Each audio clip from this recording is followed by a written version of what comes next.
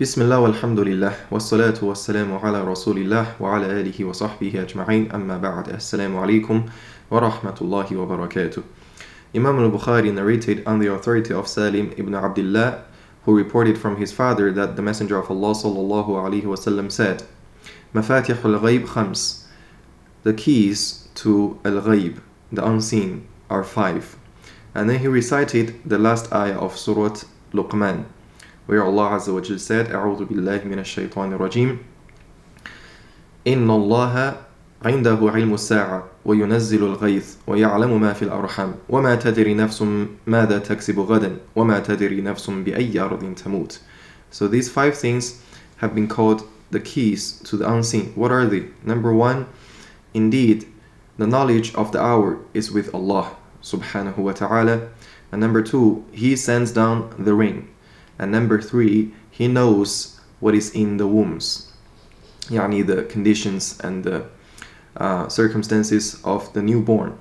Number 4, no soul knows what he shall receive tomorrow, what he shall reap tomorrow. And number 5, no soul knows on which part of the land he shall die. So these are called the keys to the unseen. Not because we can know the unseen. We are limited. We are creation. Only the Creator, Alimul Ghayb, the knower of unseen, knows the details and the accuracies of the unseen word.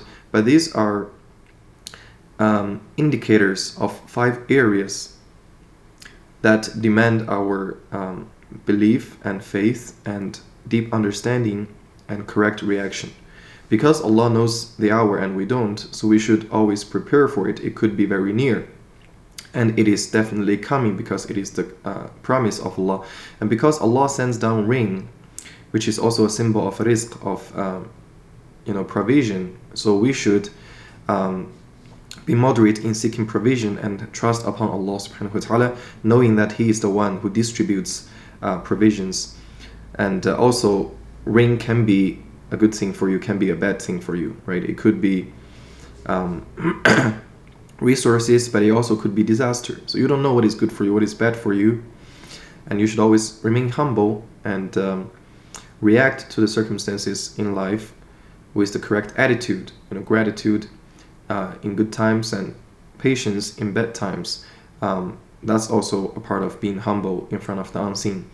And because Allah subhanahu wa ta'ala knows what is in the wombs, He has decreed for each newborn at 120 days, his life, his provision, his work, and whether he is shaqiyun or sa'id, he is miserable or happy or successful.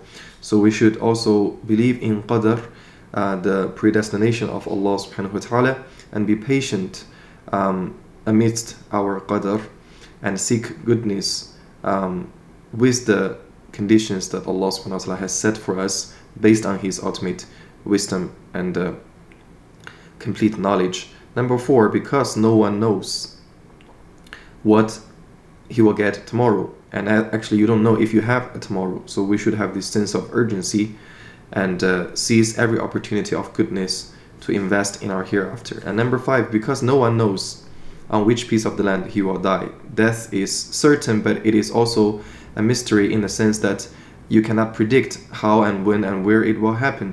So you should be constantly mindful of the final stop of this life, which is death, and you should always prepare for it. You should make tawbah every night, seek Allah's forgiveness for every sin, compensate for everyone you've harmed and wronged, and again, do as many good deeds as possible to protect you from the difficulties of the hereafter. So a khatib used to say, whoever wishes to have a wa'idan, whoever wants to have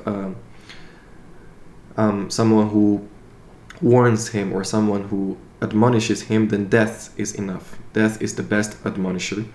So these 5 mafatihul ghayb, keys to the unseen, are not for us to see the unseen, but for us to remember these unseen but factual